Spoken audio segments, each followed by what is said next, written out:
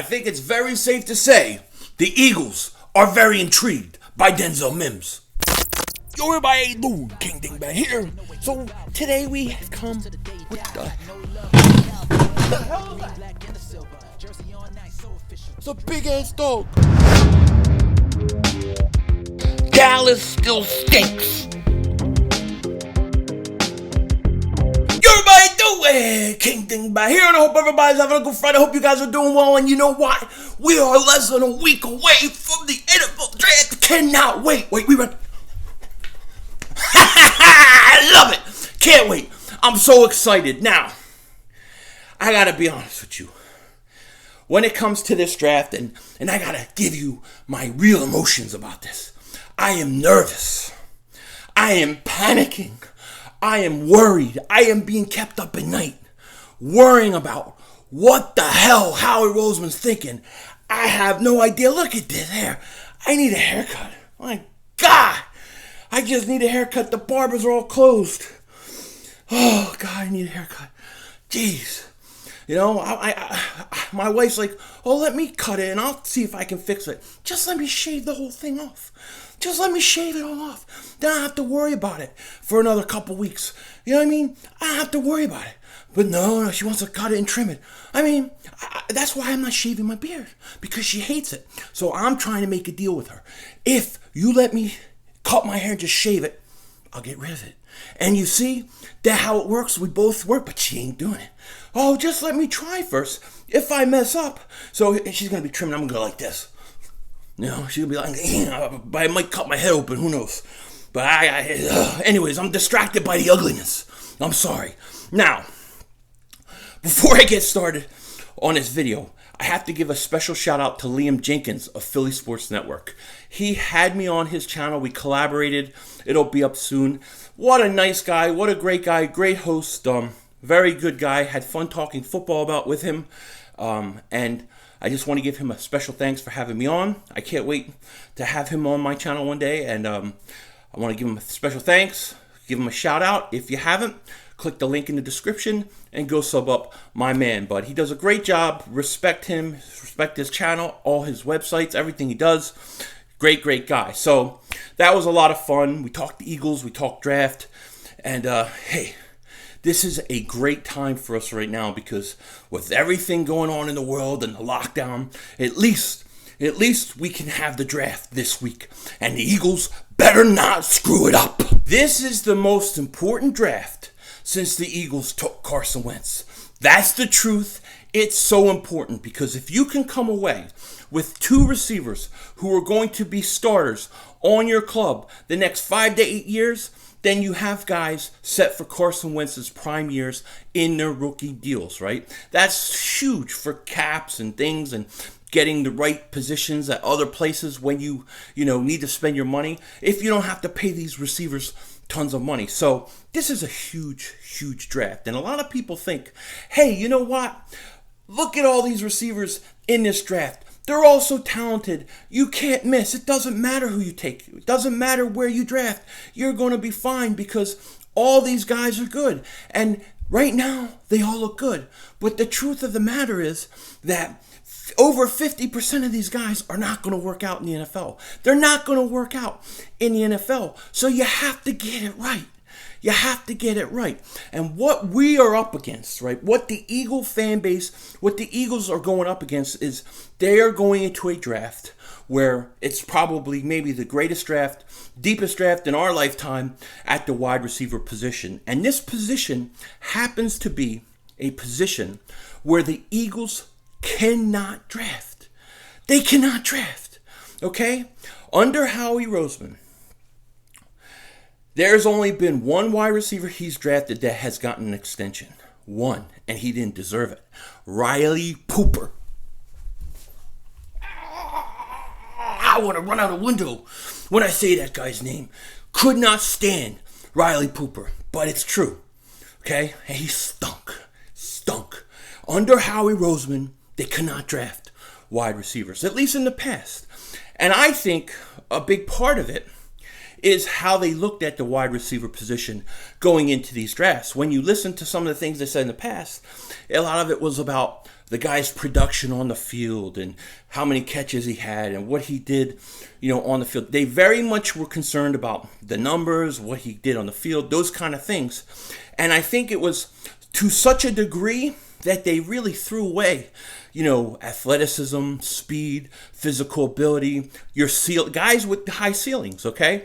And you saw this kind of manifest itself in last year's draft where they take Ortega-Whiteside instead of DK Metcalf, Deebo Samuel, McLaurin, Slayton, all those guys. They just didn't even take a look at them because they might not have had the same production or things like that as a guy like Whiteside. So they claimed, okay?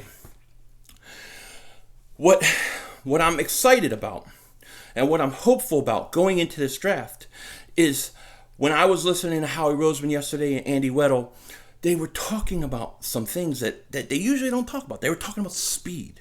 They were talking about the ability to get not only, short passes, but medium range passes, long passes. Like, to be able to stretch the field is what I'm trying to say. To stretch the whole field and force defenses to cover. They're looking for guys that can run, that can get deep, that are going to be a lot faster, a lot more athletic than they've taken in the past. And that's very exciting. That's very exciting for me because I am scared to death they're going to screw this up. It's just, it's not. And look, some people go, why don't you trust Howie? Howie does a lot of great things, man. He does a lot of good things, and I'm going to be talking about Howie more in another video and some of the things he does good, okay? But, I like him in trades. I like him in cap. I like him picking running backs. I like him picking offensive linemen, defensive line. I'm okay with that. But wide receiver has been an issue for us. It's been an Achilles heel. But it sounds like they're starting to come around to maybe thinking about the wide receiver position a little different. And that's really good. That's very exciting. And that's something that we should be hopeful about going into the draft, okay? Now, no Barry, no Joe Douglas. How is Weddle going to do with Howie Roseman? We're going to find out, man. You got to get this right. And, it's just going to be so interesting. Now, the other thing that I think is interesting is that the Eagles apparently have been talking to Denzel Mims a ton. They're intrigued. They're fascinated by Denzel Mims. How can you not be? This guy, if he develops his talent, if he can play up to his ceiling, okay, if he does, he literally could be the best wide receiver in this draft. He has that much talent. Now, he's got things to work on, and he's not quite there yet. It may take time, but he has that kind of upside. And the fact that the Eagles are intrigued by him is intriguing to me. It intrigues the hell out of me because I would take a shot with Denzel Mims. I would take a shot with that kind of upside. I really would. If we were at 21 and you said you have to pick a guy here, you have to take one of these two, Justin Jefferson or Denzel Mims, I would take Denzel Mims. I would take Mims not because he's more ready right now than Jefferson, because he's not, but because I think if he develops his game over the next few years, he could be better. That's why I would do it. I would take the chance on the upside. Because if he lives up to what I think he could be with Carson Wentz, that is going to be really, really hard to stop over the next 5 to 8 years, okay? I think Denzel Mims is a very intriguing player. Maybe the most intriguing wide receiver in this draft, in my opinion, okay? The Eagles are talking to Denzel Mims. He said they talked to him at the Senior Bowl, at the Combine, after the Combine. I think he said 4 or 5 times last week and like 4 or 5 times this week so far. So the Eagles are intrigued with Denzel Mims. I'm intrigued with the Eagles being intrigued with Denzel Mims. You know what I mean? Like, I love the possibility of Denzel Mims, really. The guy's got tremendous upside. He's not super ready yet, but he's got a lot of upside. And the question really is where does he fall? A lot of people think that you have to get him at 21 or you're going to lose your opportunity or lose your chance. Others say he'll go in the second, late first, somewhere around there. I think if it was me, and let's say I'm at 21 and it's between Jefferson and Denzel Mims, I would try to trade back to like maybe 26, 27, somewhere around there, get another pick, draft Denzel Mims. Okay, then in the second round, I get my second round pick, that extra pick, maybe a fourth, and I come up as high as I can, and I take like a Brandon Ayuk, a Jalen Reagor. Can you imagine Mims, Reagor, or Ayuk, whatever combination you want? And that's your wide receivers for the next 5 to 8 years. Could be tremendous for the Eagles, especially with these guys on rookie deals, man. And then you give them a year to learn under Deshaun Jackson. I think it would be tremendous. But, I mean, we're going to have to see. I definitely like Denzel Mims and think he would be a good fit. You know, speaking of fits, it's interesting because what I've been getting a lot of questions about over the last week is, hey Philly, we know what you want. We know what the Eagle fans want, but what does Carson Wentz want? What kind of receiver does he want? And then I had 3 or 4 people send me a picture of a catching net, right? And then the catching net is the one that Carson's been throwing into during house arrest. So he's throwing into it, and he put up something, I guess maybe on Twitter, Instagram, I don't know where. But people send me this picture, and they're like, this is the kind of receiver Carson's looking for. And they'll have the strengths of, the net, and they'll say that's what he's trying to say. That's what he's trying to tell us he's looking for as a wide receiver. And I'm like, no, he's just putting up a picture of a net he's throwing into and making kind of a joke about it with a scouting report. If you look at the strengths on the top, don't forget to look at the bottom weaknesses, right? The can't get separation. Well, if you can't get separation, then you don't want a guy like Alshon Jeffrey or a guy that's too slow or can't run good routes. Okay, so I don't buy all that kind of stuff. I think when you look at Carson Wentz and what he wants, I think it's very simple. You need a guy that can get deep, that can stretch a field, that can take advantage of his strengths as a quarterback, that he throws the ball 80 yards, that he can throw the ball downfield, he can throw it on the run. He tends to hold on to the ball a little bit sometimes, and he does that. There's an opportunity for receivers who have the speed and know what they're doing to turn up field and get deep or get open, instead of some of the things the receivers on our team do last year when he holds the ball, just stand there looking at him.